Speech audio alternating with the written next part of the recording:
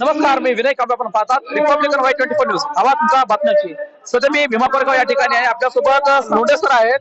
Sir पार्टीच्या वतीने काय काय या वर्षी या ठिकाणी योजना आणलेल्या आहेत? सर्वप्रथम मी सर्व आपल्या भीम अनुयायांना आजच्या शौर्य दिनाच्या शुभेच्छा देतो आणि बार्टी जिल्हा प्रशासन समाज कल्याण यांच्या संयुक्त विद्यमाने आपण हा सगळा आयोजनाचा हे केलेला आहे आणि आपल्या येणाऱ्या प्रत्येक अनुयायाला त्याच दर्जाच्या सोयी सुविधा मिळतील, आपल्या अनुयायांचे हाल होऊ नये यासाठी जिल्हा प्रशासनामार्फत आपण सर्व बाबी त्यांना उपलब्ध करून दिलेल्या आहेत आणि मोठ्या प्रमाणावरती आपण त्याची तजवीज करण्याचा प्रयत्न केलेला आहे. बसेस, पोलीस, फौज फाटा, सीसीटीव्ही, वॉटर सॅनिटेशन आणि सर्वच बाबी.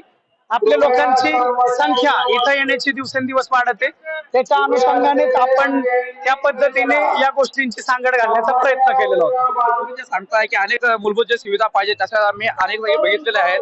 अपुरी सुविधा पडते आणि एकूणच राहण्यासाठी एक मोठा टेंट टाकायला पाहिजे लोकांना थांबण्यासाठी.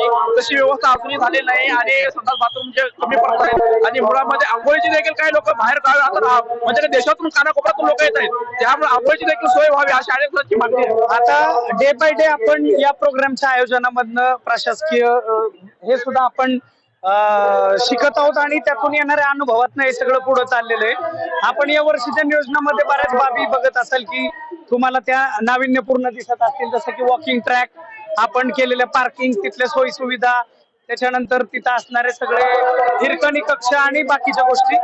जर तसा अनुभव वाढतोय त्या पद्धतीने जिल्हा प्रशासन त्याच्यामध्ये चेंजेस करून चांगल्या बाबी पार पाडण्याचा प्रयत्न करतो. आम्ही गेल्या वर्षी देखील बातमी कव्हर करताना बऱ्याच गोष्टी आम्हाला समजल्या की एकूण स्नानगृह असेल किंवा वेटिंग शेड, लोकांना थांबण्यासाठी रात्री जे कोणी येणारे आहेत, जे काही भीमसैनिक आहेत त्यांना थांबण्यासाठी एखादी एक सुविधा केलं गरजेचं आहे प्रशासनाच्या वतीने. आणि एकूणच कौशल्य आधारित जे काही अभ्यासक्रम आहे त्यामध्ये पार्टीच्या वतीने अजूनही ग्रामीण भागापर्यंत हा मॅसेज जात नाही, तर त्याला तुम्ही कशा पद्धतीने काय सांगता? निश्चित आता आपण वेगवेगळ्या माध्यमातून या सगळ्या बाबी पोहोचवण्याचा या वर्षी देखील प्रयत्न केलाय. म्हणजे फक्त व्हिज्युअल मीडिया किंवा प्रिंट मीडिया नाही, तर आपले विविध जे सोशल मीडियाच्या माध्यमातून विद्यार्थी देखील काम करत असतात, रील स्टार्स आहेत, त्यांच्या माध्यमातून देखील आपण हे पोहोचवण्याचा प्रयत्न केला होता आणि त्या अनुषंगाने पोलीस विभागाने देखील व्हिडिओच्या माध्यमातून सगळ्या बाबी ज्या पोहोचवण्यासाठी आवश्यक होत्या त्या देखील स्प्रेड करण्याचा प्रयत्न केला होता.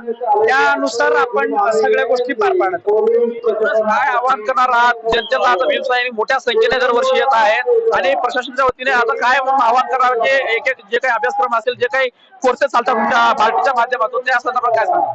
निश्चितच येणाऱ्या प्रत्येक अनुयायाला मी आवाहन करेल की आपण ज्या पूर्वजांचे आजचे वंशज आहोत त्यांनी त्या पद्धतीने तेव्हा 208 वर्षांपूर्वी जे शौर्य दाखवलं ते आज आपल्याला आपल्या अभ्यासातून, आपल्या शिक्षणातून, डिग्रीतून आणि आपल्या कर्तृत्वातून दाखवणं गरजेचं आहे.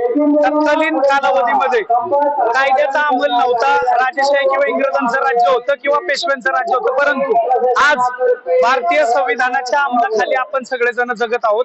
इथं प्रत्येकाला समान संधी आहे. जिथं आपली माणसं कमी पडतात तिथं समाज कल्याण विभाग, स्कॉलरशिप आणि सगळे बाबी अवेलेबल आहेत.